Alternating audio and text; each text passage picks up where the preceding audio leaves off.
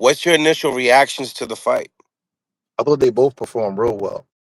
I thought Shakur would win. I picked them to win. But Zepeda did good, man. I thought he won more than one round. I ain't gonna lie. I was like, damn, when I heard 119, 109, I'm like, I didn't know who is the judges was scoring from. I really didn't because they was talking all the Tom and Jerry stuff, and Shakur didn't run, but he was going up against the ropes, and the other guy was throwing a bunch of punches. I'm like, what fight was they looking at? Either way, I don't have a problem with Shakur winning decision. He probably edged it, but I was thrown off by the scorecard. But Shakur fought his butt off, man. He made some real good adjustments. He was countering. He was throwing some low body shots underneath that they might have been missing. He started running his hands. Shakur the real deal. That was a big time performance. And Zepeda, man, he was hitting Shakur with a nice jab to the chest, and then he was bringing it upstairs, and Yeah, with the right here, shoulder roll. Yeah, right here. it was a smart shot. He was throwing it, and he was landing the jab to the face too. He was finishing his combination with a jab. He fought his butt off. I think he got hurt a couple of times. You know what I mean? And he held his poker face, and With those four punch combinations that Shakur was landing, he was real yeah, accurate with those four pieces. yeah. Shakur knows how to punch through the guard good. He was good. They both did good, man. That was a good ass fight. I think he probably took Shakur to another level.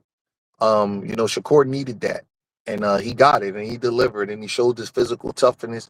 But the most important thing that he showed was the ability to stay composed under pressure. So many guys fall apart when the other guy keeps coming, and Shakur didn't fall apart. You know what I mean? And I don't think Cepeda's Composure. a big, yeah, a lot of composure. I don't think Cepeda's a big puncher. So I still would like to see how Shakur reacts to big punchers because that's been the style that kind of gives them the most trouble. Guys do it big one punch knockout ability, like Right. the African guy Naka Like De Los Santos.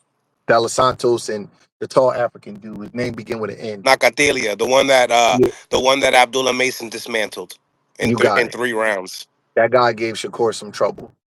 So I still like to see what he is with big punchers because Cepeda's more of a volume puncher. But Shakur did good, man. He did real good. He was landing some body shots.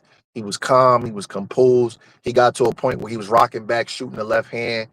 Man, he could fight. That kid can fight. He got great defensive eyes. He got a great sense of awareness. And he got some good work done up against the ropes. You know what I mean? Got some good work done up against the ropes. Then he took it to the center of the ring. Then he landed some body shots. He pulled out his whole I'm not gonna say his whole because I'm sure he got more in there, but he pulled out some extra things in his bag that we didn't see before. He should be proud of himself for that performance. That's a good fight. I really enjoyed that fight. You said that he might have not put all the tools out in this bag. Why do you feel like he left some in the bag? I'm not saying he left something in the bag. I just was correcting myself by saying he pulled out all of his bag of tricks because he might got more. You know what I mean? Who knows? But he should, he might have. I'm not arguing with you. He may have. You know what I'm saying?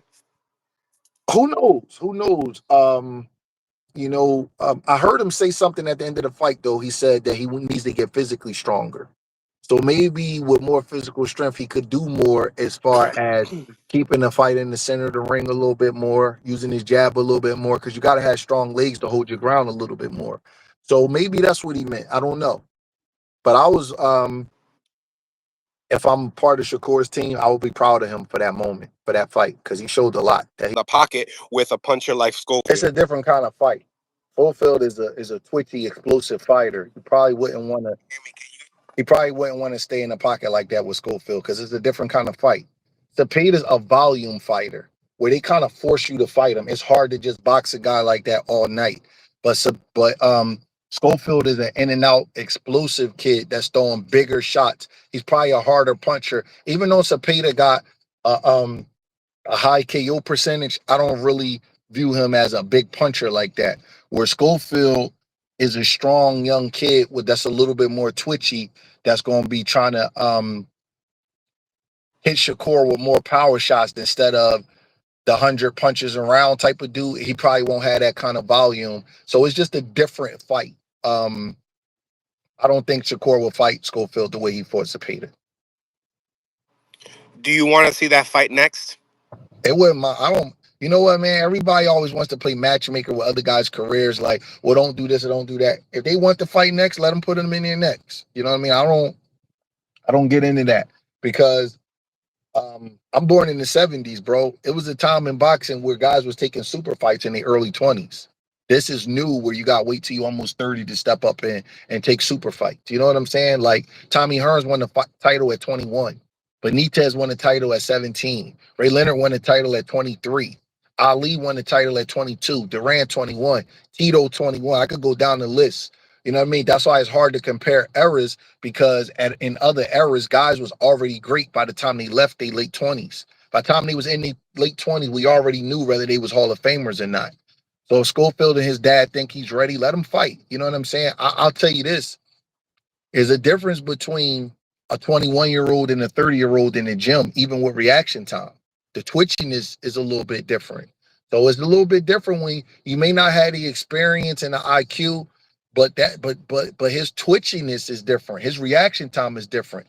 Schofield hit Tevin Farmer with a shot he never even saw coming, and Tevin Farmer got really good defensive eyes.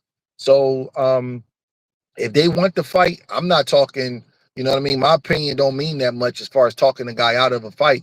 You know, guys reach their prime, their physical prime might maybe a little bit earlier. Everybody reaches their prime at different times, but you might reach your physical prime a little bit earlier than when people give you credit for.